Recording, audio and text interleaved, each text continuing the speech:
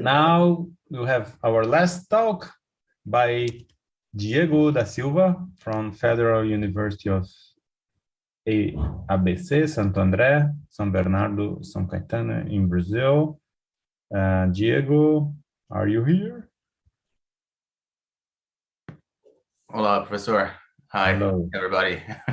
I'm here. Can you share the screen? Yes, 1 minute.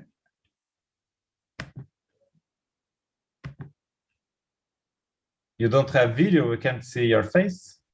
Yes. Okay. Feel free to start. Yes. Okay, Go ahead. Thank you very much. I will present in Portuguese, guys. So thank you very much, Professor. But you are not comfortable presenting in English? Yes, but I've planned everything in Portuguese, so because there are several people that you can ask me in Portuguese. There are several people that don't speak Portuguese in the call. Okay, the slides are in English, so okay. It's easy to follow up. Ok? Então, muito obrigado a todo mundo que está hoje aí no evento. Então, a confiabilidade do serviço, eu vou explicar sobre confiabilidade do serviço de transporte público e fazer e apresentar uma análise aí de rotas fixas, que a gente chama, né? Que são as rotas que estão associadas a trajetórias ou planejamento de rotas que não são on-demand, né? A gente fala. Então, a confiabilidade do serviço de transporte público é um assunto atual e de grande interesse, não somente para as agências de transporte, mas também para os usuários, né? Nos últimos anos, os avanços tecnológicos permitiram o rastreamento em tempo real de sistemas de armazenamento e processamento computacional a preços acessíveis e um conjunto de novas técnicas em aprendizagem de máquinas e interpretabilidade de inteligência artificial, além de protocolos e padrões para trocar arquivos, né, para trocar dados da infraestrutura. Então, todas essas ferramentas nos levaram a uma nova geração de pesquisas sobre a confiabilidade do serviço de transporte público. O nosso estudo aqui combina técnicas de aprendizagem de máquinas para fornecer uma nova visão sobre os trabalhos já desenvolvidos na área. Então, nosso foco principal é modelar os dados de transporte da cidade de São Paulo e, por meio de inteligência artificial explicável, quantificar e identificar as características que afetam a confiabilidade do serviço de ônibus. Nossas perguntas, basicamente, são quais os impactos e como quantificá-los. E, por exemplo, recentemente o TCRP, que é o órgão de pesquisa em transporte nos Estados Unidos, levantou mais de 600 fatores que impactam a confiabilidade do serviço de ônibus. Então, portanto, é uma dinâmica complexa e com inúmeras interações entre os fatores também. Então, e outra pergunta, quais os fatores e interações mais relevantes, né, dentro dessa dinâmica? Muitas variáveis, elas possuem relações difíceis de serem mapeadas ou aproximadas com métodos mais simples e altamente interpretáveis, como regressão linear, por exemplo, e outros métodos, né, de alta interpretabilidade, porém menos flexíveis. Além disso, os fatores relevantes que afetam uma cidade não necessariamente afetarão outras cidades, né? São modelos diferentes. Portanto, as cidades elas precisam criar e testar seus próprios modelos, fatores, né, fatores, de acordo com as características do seu sistema de transporte. Então, nossa proposta é também construir um framework que possa ser replicado e conecte as informações que ocorrem nos diferentes níveis do sistema, ou seja, explicar os eventos mais granulares que acontecem ali no ponto de ônibus, na rota, na parada, né, de ônibus, até a visão geral, a visão sistêmica do sistema de transporte. Então, vamos entender o tamanho do problema, né? São Paulo é uma cidade com aproximadamente 11 milhões de habitantes. Então, o sistema de transporte ele é baseado na gestão de headways, que é o intervalo entre os ônibus. São Paulo tem mais de 1.300 rotas de ônibus, aproximadamente 14 mil veículos, 6 milhões de passageiros por dia e mais de 4 mil quilômetros de malha viária. A cidade se destaca, nesse caso, negativamente quanto à acessibilidade, né? Em trabalho publicado recentemente, em 2019, São Paulo se destacou como a cidade mais desigual do Brasil, quando analisada a acessibilidade em 30 minutos de caminhada. E é medido através do índice Palma, que é a razão simples entre a os 10% mais ricos e os 40% mais pobres, né? Aliás, esse trabalho é excelente, né? Público, produzido pelo Rafael Pereira, do IPEA, ótimo trabalho para consultar. Quando olhamos o gráfico de origem e destino, a maioria das viagens, elas cruzam essencialmente a região 9, que é a conexão central, crítica, de acesso para outras regiões da cidade de São Paulo.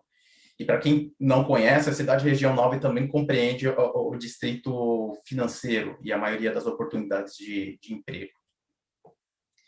Então, a SP Trans, que é a agência de transporte que administra os ônibus da cidade, disponibilizou os dados de janeiro a setembro de 2017, de todas as rotas e veículos medidos no intervalo de 20 segundos. Significa mais de 50 milhões de viagens coletadas. O que exigiu, obviamente, um enorme esforço de engenharia de dados do nosso time. Então, a primeira etapa foi determinar a estrutura e a arquitetura dos dados. Então, utilizamos uma arquitetura distribuída para modelar o sistema de transporte, com uma rede de grafos. Os nós eram os pontos de controle, que no nosso caso eram os pontos médios entre as duas paradas de ônibus consecutivos. E os segmentos são as rotas. Os segmentos, na verdade, são os links, né, do grafo. Então, executamos uma interpolação no tempo de viagem e também calculamos a distância entre os nós. Em seguida, desenvolvemos algoritmos para identificar o movimento do ônibus, né, viagem perdida, identificação se o ônibus está na garagem, né, se ele está em viagem também. Calculamos o intervalo entre os ônibus, excluindo finais de semana e feriados, por ter um comportamento diferente em relação aos dias úteis. E optamos por trabalhar com agregação diária para reduzir um pouco o ruído dos dados. Em seguida, selecionamos as medidas de tempo de espera e o tempo de viagem, comumente aplicados na literatura. Nós dividimos em dois tipos. O primeiro é medidas contendo média ou mediana, incorporados às medidas, como tempo médio de espera, 95 percentil, daquelas que capturam apenas a variação, né? Só o delta, como o excesso do tempo de espera, o excesso do tempo de viagem, a espera potencial também. Então, separamos em dois grupos. Em seguida, executamos 6 algoritmos para testar qual seria o melhor para a gente poder fazer o modelo. Então, usamos como uma referência a regressão linear e testamos Gradient Boost, Light Gradient Boost, Extreme Gradient Boost, Random Forest, Categorical Boost, por exemplo. E selecionamos o Cat Boost, o último, porque teve o melhor desempenho em relação aos outros. E aplicamos o método Tree Chat, que é uma abordagem baseada na teoria dos jogos. Então, o benefício desse método é a facilidade da interpretação, é rápido de calcular e tem boas propriedades matemáticas, como a aditividade, que nos ajudará a resolver a agregação e a interpretação das medidas em vários níveis do sistema de transporte. Assim, a gente consegue conectar os níveis mais granulares a eventos perceptíveis somente no nível sistêmico. Okay? Então, usamos várias fontes de dados para enriquecer nosso conjunto, né? São dados de AVL históricos que armazenamos no MongoDB, GTFS estático, Google Elevation API, dados de meteorologia, dados abertos da cidade, da CT. Também calculamos atributos adicionais, combinando dados de diferentes fontes. Então, a engenharia de dados é uma etapa crucial na análise para nos familiarizarmos com a distribuição das variáveis, né, tratar os valores faltantes, aplicar transformações também. E como podemos observar, um modelo com essa variedade de dados, quando aplicado em produção, depende da coordenação de vários departamentos da cidade. Portanto, é fundamental a orquestração desses departamentos na geração de dados de qualidade e também da sua curadoria. Selecionamos 216 rotas que cobriam as principais vias, corredores de ônibus, estações de metrô e estações ferroviárias. Procuramos manter a mesma proporção de frequência de serviço de ônibus em uma amostra representativa da demanda. E por que 216? Porque após muitas simulações, nós percebemos que uma seleção cuidadosa das rotas de ônibus, com base em alguns critérios, poderia capturar toda a dinâmica do sistema. Então, nesse caso, 15% das rotas conseguiu dar essa percepção do que estava acontecendo em vários trechos, né, do sistema de transporte da cidade. Então, dessa forma, a gente otimiza também o armazenamento de dados e o tempo de execução do modelo. Então, para recapitular as medidas de confiabilidade, a figura tem 6 gráficos, né, 2 linhas e 3 colunas. A primeira linha representa medidas que contêm a média, a mediana internamente. Então, essa informação é uma dica para o algoritmo de aprendizagem, é por isso que o desempenho é melhor na linha superior, né, medido pelo MAP, que é o erro absoluto médio percentual. Agora, para análise, a gente precisa usar 2 chapéus, né, diferentes. O da computação e do engenheiro de transporte. Né? Se mostrar a pontuação do MAP, é um cientista da computação, sem um contexto de transporte, ele pode parecer um desempenho um pouco satisfatório. Né? No entanto, com o chapéu de engenheiro de transporte, a gente sabe que os dados empíricos de transporte público são difíceis de trabalhar, né?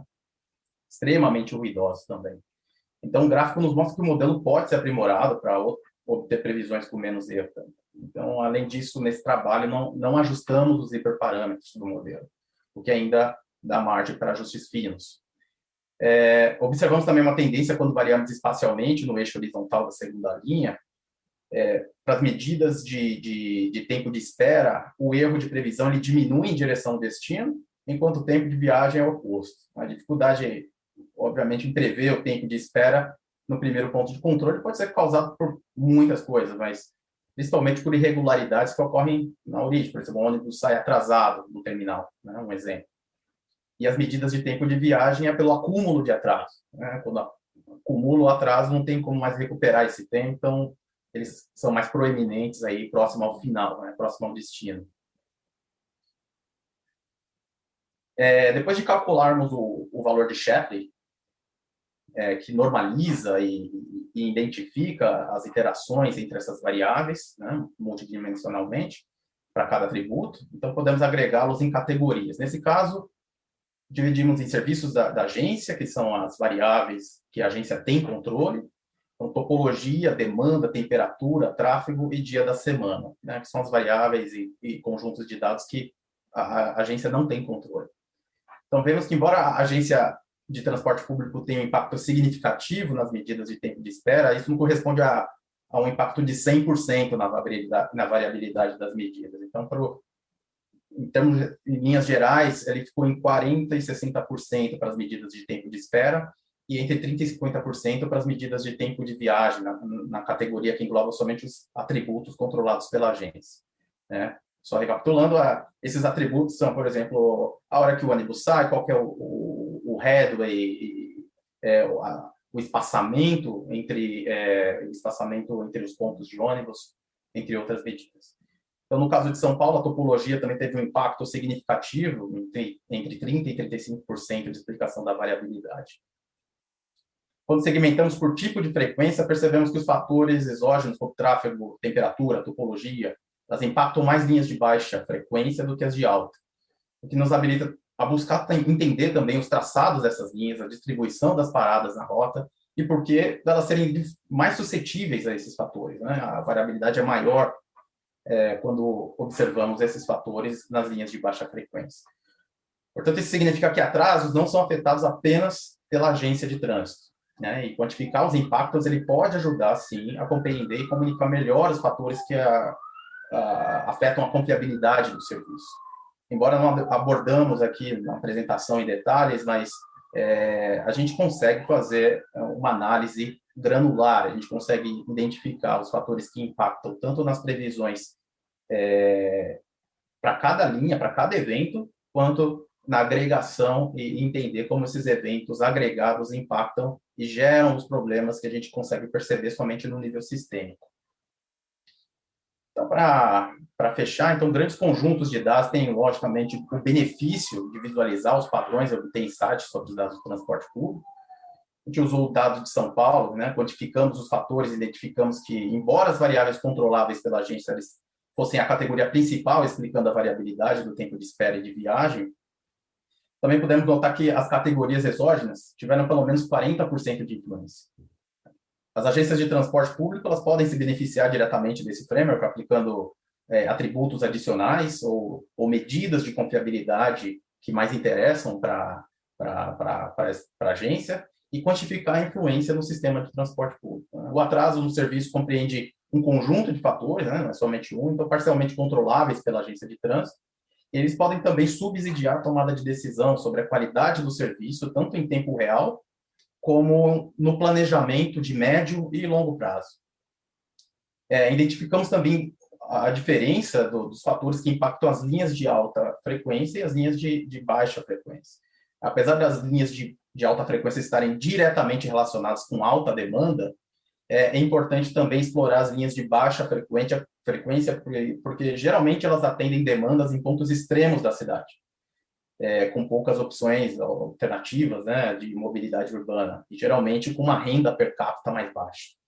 Então, os próximos passos desse trabalho, eles podem ser em muitas direções. Então, vou citar aqui duas mais viáveis. De uma perspectiva acadêmica, a comparação de cidades seria muito interessante a gente fazer essa comparação, entender como cada cidade, como cada fator influencia cada tipo de cidade. E sobre a perspectiva da agência de transporte público, agregar mais dados e enriquecer os fatores explicativos, além de avaliar a estabilidade do modelo. Eu quero agradecer a CAPES, FAPESP, CNPq, Intercity, UFABC e a Universidade de Toronto pelo apoio. Estou aberto às perguntas agora. Obrigado. Bom, obrigado, Diego. Primeiro, uma coisa que eu não entendi, que você chama de agência agência do quê? Transporte, é isso?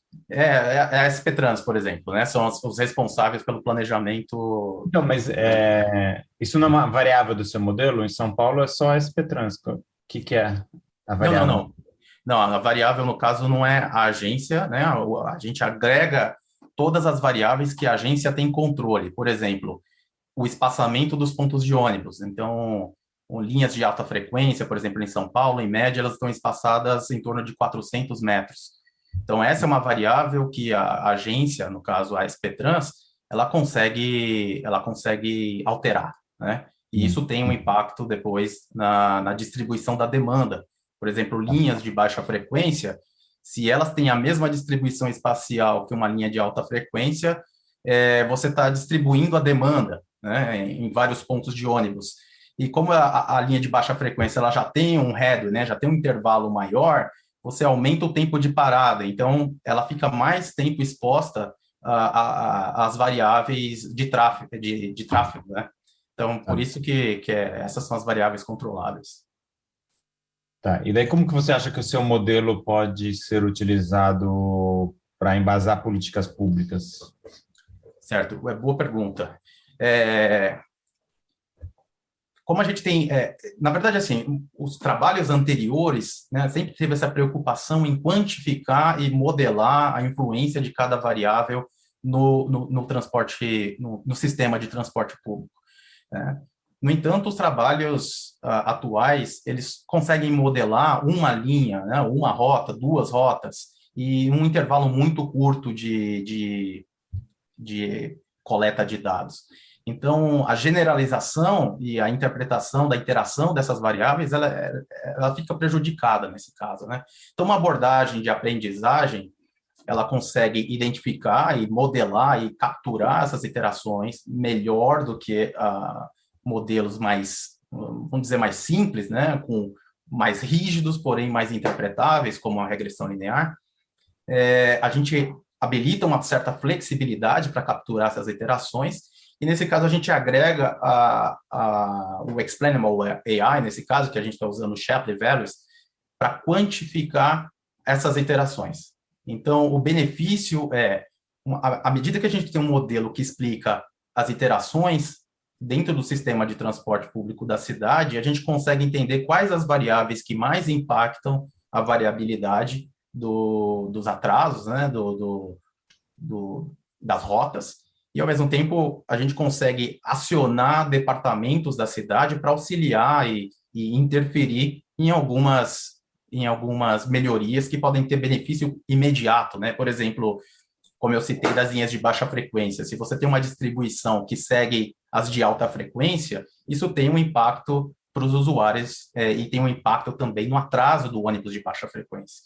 Então, isso pode ser mudado, né? Isso a gente pode, por exemplo, concentrar os pontos, de repente pensar numa melhor distribuição espacial dessas linhas, porque elas vão afetar a mobilidade desse pequeno grupo que depende grandemente dessa opção. Então, tem várias direções aí, interpretar essas interações, elas são importantes porque elas estão diretamente ligadas à qualidade de vida também, né? E acessibilidade do transporte público. Okay, thank you very much, Diego. Thank you. So we are finishing today. Our next and last webinar will be on December 13th, and we'll have as guest speaker Professor Fabio Duarte from MIT, and he'll give an overview of the ongoing projects at the MIT Sensible City Lab. And I hope to see you there, and I hope you have a great end of the year. I remind you that the Intercity project still has 2 years to go, and we still have opportunities and fellowships for masters and PhD students and postdocs. So if you are interested, you can contact us. Okay, thank you very much. See you next time.